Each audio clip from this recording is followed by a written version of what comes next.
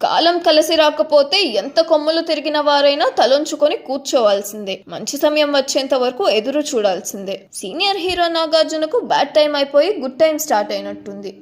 కుటుంబపరమైన సమస్యలు, వ్యాపారపరమైన సమస్యలు, కుటుంబపరమైన విషయాలను హేళనగా మాట్లాడటం, వీటన్నిటికీ తోడు సినిమాల్లో తాను గాని, నాగచైతన్య గాని, అఖిల్ గాని సక్సెస్ చూడకపోవడం వంటివి నాగార్జునను కుంగదీశాయి. నాగార్జునతో పాటు ఉన్న సీనియర్ హీరోలు బాలకృష్ణ, చిరంజీవి, వెంకటేష్ వంటి వారు కాలంతో పాటు మారుతూ ఎప్పటికప్పుడు సినిమాల్లో తమ సత్తా చూపిస్తున్నారు. అఖిల్ నటించిన agent, most eligible bachelor, hello 3 సినిమాలు బాక్సాఫీస్ దగ్గర బోల్తా పడ్డాయి. అఖిల్ క్యారియర్ పై ఎన్నో అంచనాలున్న నాగార్జునకు ఇదో తలనొప్పిగా మారింది.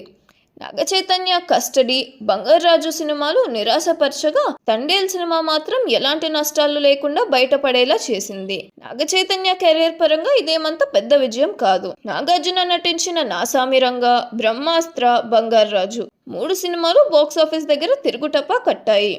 ఈ రకంగా చూస్తే అక్కినేని కుటుంబంలో గత 4-5 ఏళ్ల నుంచి సినిమా పరంగా చెప్పుకోదగ్గ విషయాలేమీ లేవు. ఇక వ్యాపార పరంగా చూస్తే అత్యంత ప్రతిష్టాత్మకమైన ఎన్ కన్వెన్షన్ భవనాన్ని తెలంగాణ ప్రభుత్వం చెరువు స్థలంలో కట్టారని కూల్చేసింది. దానితో నాగార్జునకు సుమారు 500 కోట్ల నష్టం వచ్చింది. సమాజంలో పరువు పోయింది. ఇదిలా ఉంటే నాగార్జున కుటుంబంలో తొలి వివాహం నాగచైతన్యకు, హీరోయిన్ సమంతకు జరిగింది. సరిగ్గా 3-4 ఏళ్లకే వారిద్దరికి మనస్పర్ధలు వచ్చి విడిపోయారు. ఎలాంటి వివాదాలు లేకుండా విడిపోవడానికి ఎవరు ఊహించినంత రీతిలో సమంతకు నాగార్జున కుటుంబం డబ్బు ముట్ట చెప్పిందని టాలీవుడ్ కోడై కూసింది.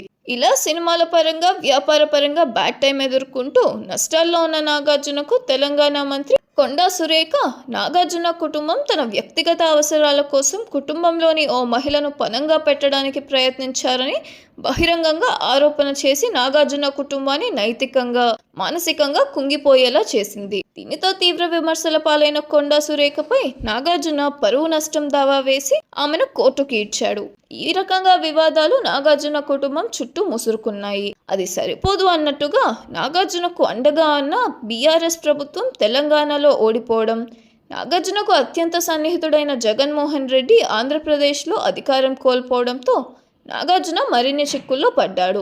ఇలా వరుస అపజయాలు, బాధలు ఉన్న దశలో నాగార్జున చిన్న కొడుకు అఖిల్ పెళ్లి వ్యాపారవేత్త జుల్ఫీ కూతురు జైనాబ్తో జరిగింది. ఈ పెళ్ళైన వేళ విశేషం ఏంటో కానీ ఆ రోజు నుంచి నాగార్జున కుటుంబంలో కొత్త కళ వచ్చింది. నాగార్జున కుటుంబానికి 1000 కోట్ల ఆస్తి రావడం, ఆ ఆస్తి కూడా ఊహించని స్థాయిలో ఉండటం నాగార్జున కుటుంబాన్ని ఆనందంలో ముంచేస్తుంది. కొత్త కోడలు ఇంట్లో అడుగుపెట్టిన తర్వాత ఆస్తి రావడంతో పాటు సినిమాల్లో హిట్ల కోసం ఎదురు చూస్తున్న నాగార్జునకు Kubera cinema super duper hit అయింది. ఈ విషయం నాగార్జునలో మనోధైర్యాన్ని నింపింది. కొత్త కోడలు వచ్చిన వేళ విశేషం ఏంటో గానీ నాగార్జునకు అన్ని శుభాలే జరుగుతున్నాయని టాలీవుడ్ అంటుంది. ఎక్కడికి మన తెలుగు రాష్ట్రాల్లో ఒక సామెత ఉండేది, గొడ్డొచ్చిన వేళ బిడ్డొచ్చిన వేళ అని.